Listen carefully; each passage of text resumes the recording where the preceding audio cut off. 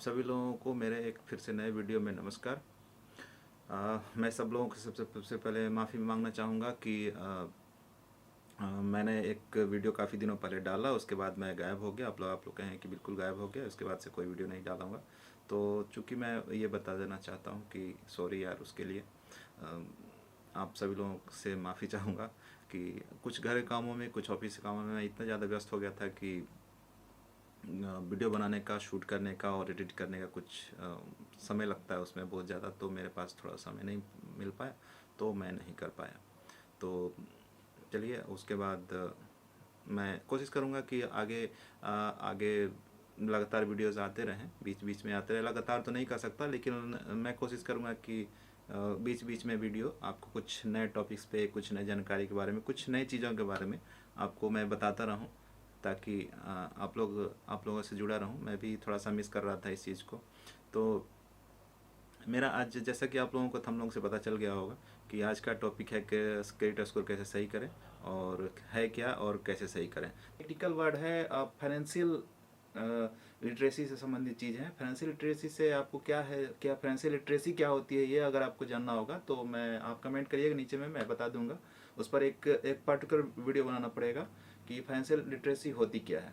और financial literacy हम लोग उसके बारे में कुछ जानते हैं, नहीं जानते हैं, इसके बारे में मैं एक अलग सेपरेट वीडियो बना दूंगा। तो आज का हमारा टॉपिक है क्रेडिट स्कोर क्या है और कैसे सुधारें। तो देखिए, सबसे पहले चीज़ ये जान लेते हैं क्रेडिट स्कोर है क्या। क्रेडिट स्कोर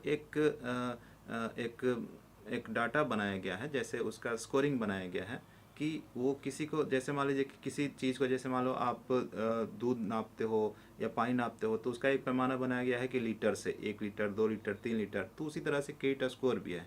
क्रेडिट, किसी का क्रेडिट नापने का, क्रेडिट कहने का मतलब यह है कि हमें आप पर कितना विश्वास है, हमें किसी आदमी पर कितना विश्वास है, इस चीज़ को नापने के स्कोर कहते हैं क्रेडिट स्कोर।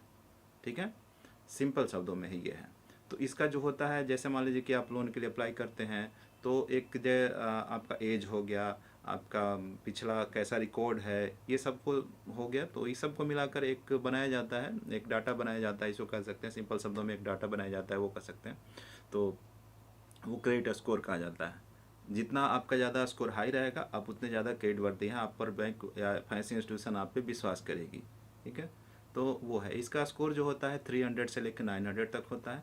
300 मतलब क्या, डिफ़ॉल्टर है। आपको अगर कहीं आप जाएंगे तो 300 स्कोर देखेंगे, जैसे यार जाओ जाओ भाई, चलो निकलो यहाँ से। ठीक है, यहाँ से आपको उस बेस पे आपको रिटर्न कर देंगे। ठीक है, जितना अब सबसे बेस्ट स्कोर होता है 750, 750 से जितना ज़्यादा आपका स्कोर सही रहेगा, ऊपर रहेगा, मैक्सिमम 900 तक होता है, तो 700, 750 एंड 900 के बीच में जितना आपका स्कोर रहेगा वो सबसे बेस्ट होता है। 750 से अधिक रहेगा तो आपको रेट ऑफ इंटरेस्ट में भी, किसी भी लोन में रेट ऑफ इंटरेस्ट में भी आपको छूट मिलता है। फाइनेंशियल इंस्टीट्यूशन, बैंक सारे उसमें छूट देते हैं।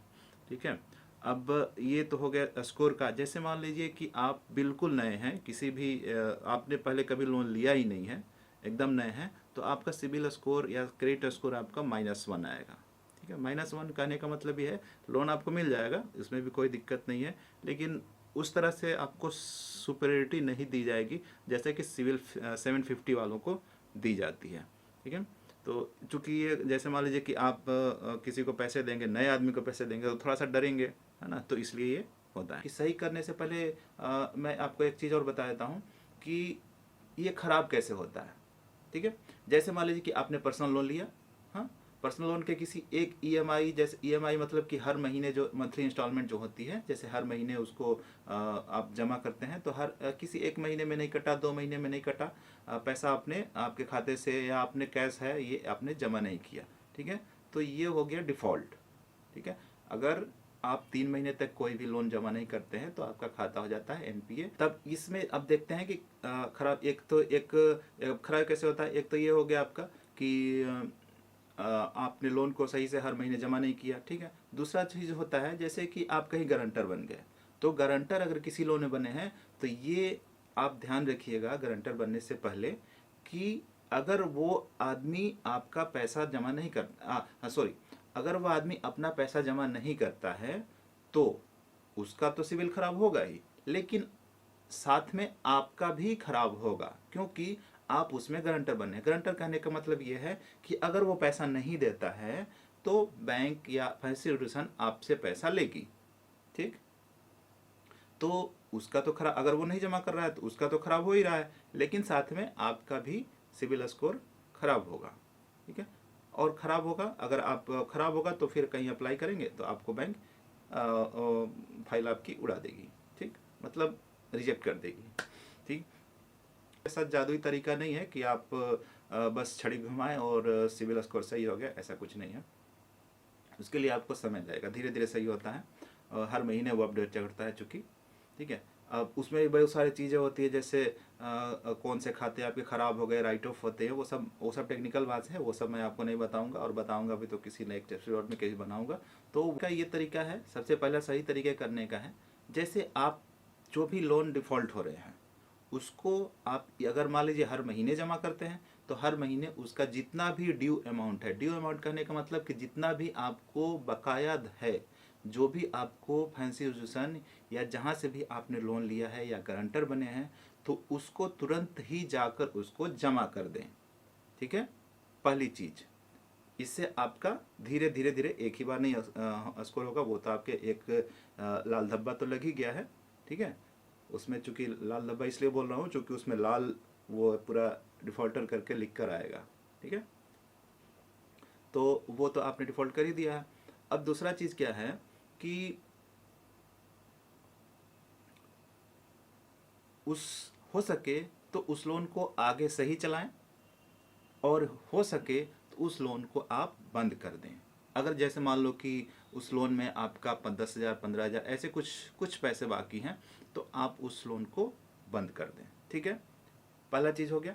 दूसरी चीज़ ये है कि आप एक छोटा सा लोन ले लें। छोटा सा लोन किस तरह का, ये मैं बताता हूँ, ये बड़ा इंपॉर्टेंट चीज़ है, ध्यान से सुनिएगा। छोटा सा लोन आप इस तरह का लोन ले सकते हैं जिसमें सिविल स्कोर की, क्रेडिट स्कोर की ज़रूरत नहीं पड़ती है।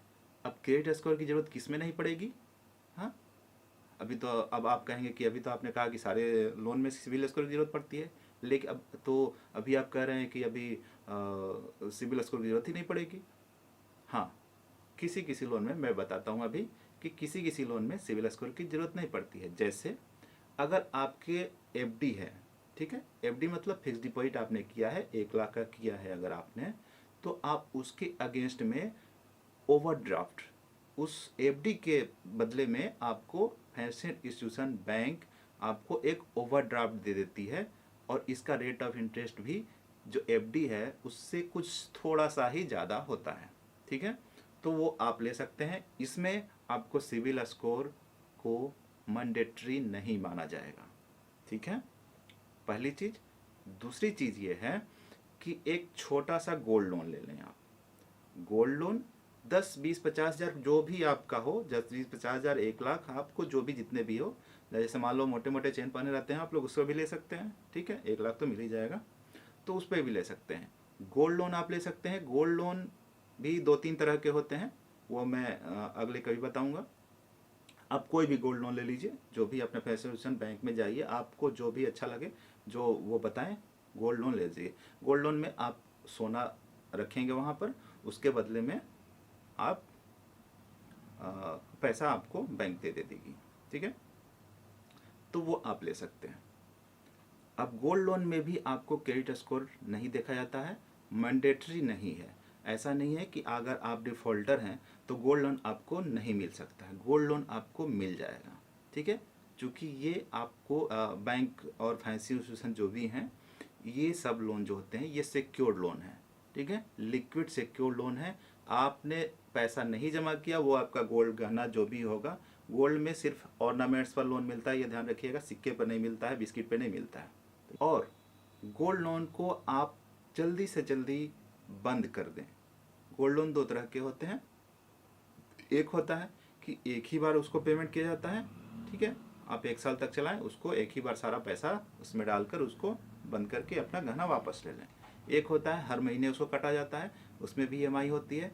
बेहतर ये होगा कि आप एक मुश्त जो जमा करने वाला होता है वो आप एग्री गोल्ड लोन उसे कहते हैं, वो आप लें तो ज़्यादा बेहतर होगा, ठीक है। बेहतर ये होगा कि आप एग्री गोल्ड लोन लें। एग्री गोल्ड लोन में क्या होता है कि उसका रेट ऑफ इंटरेस्ट भी कम होता है, ब्याज दर उसका कम रहेगा, और उसमें आपको हर महीने नहीं जमा करना है। जो भी उसका ड्यू अमाउंट होगा आप एक ही मुश्त जमा करिए, सारा पैसा जमा करिए। जैसे 2 महीने 3 महीने बाद आपके पास पैसा आया, आप उसमें पैसा जमा करिए और आपको गोल्ड वापस मिल जाएगा। ठीक है, तो ये दो चीज़ें हैं। सबसे पहली चीज़, गोल्ड लोन जो होता है आपका सिविल स्कोर को इम्प्रूव करने में बहुत ज़्यादा हेल्प करता है। ठीक है, ये आप ध्यान दे रखिएगा। मैं फिर से बता देता हूँ, गोल्ड लोन आपका सिविल स्कोर को इम्प्रूव करने में बहुत ज़्यादा हेल्प करता है। ठीक है, गोल्ड लोन ले लें, 2-3 महीने उसको चलाएं और उसको तुरंत ही बंद कर दें। बंद करके आपको गहना वापस मिल जाएगा, और 1-2 महीने में आप देखेंगे कि आपका सिविल स्कोर जो है, जैसे मान लो कि 300 है, 400 है, 500 है, तो ये आपको 100, 150, 200 ऐसे बढ़ जाएगा। और एक मैं चीज़ बताना पीछे भूल गया था, क्रेडिट कार्ड।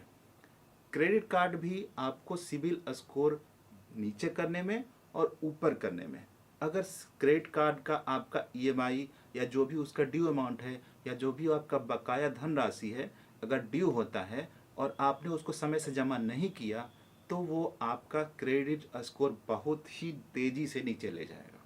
ठीक है, और आप अपने उसको बहुत समय से जमा कर रहे हैं, समय चला रहे हैं, तो उसको वो बहुत सी तेज़ी से ऊपर भी ले जाएगा। तो क्रेडिट कार्ड भी क्रेडिट कार्ड भी आप ले सकते हैं, लेकिन अगर आपको मिल रहा है तो वो भी ले लें, लेकिन उसका टाइमिंग आप ध्यान रखेंगे। तो अगर आप उसका समय ध्यान नहीं रख रहे हैं, जो भी किसी किसी क्रेडिट कार्ड में 50, 55, 60 दिन ऐसे कुछ समय मिलते हैं, किसी में 1 महीने, जो भी मिले आपको उस समय का ध्यान रखें। उस समय से पहले ही उसका जो भी बकाया धनराशि है वो आप उसको जमा कर दें। ठीक है, तो ये कुछ छोटे मोटे उपाय हैं जिससे आपका सिविल स्कोर और क्रेडिट स्कोर काफ़ी अच्छा और काफ़ी ज़्यादा इम्प्रूव होगा। बस छोटा से ध्यान रखने की ज़रूरत है कि समय का ध्यान रखें। और जानकारी अगर आप लोगों को अच्छी लगी होगी तो नीचे सब्सक्राइब का बटन होगा और एक लाइक का बटन होगा, उसका दबा दीजिएगा, ताकि आप जब भी मैं और भी कुछ ऐसी जानकारी वाले पोस्ट डालूँ तो आपको नोटिफिकेशन मिल जाए। तब तक के लिए नमस्कार।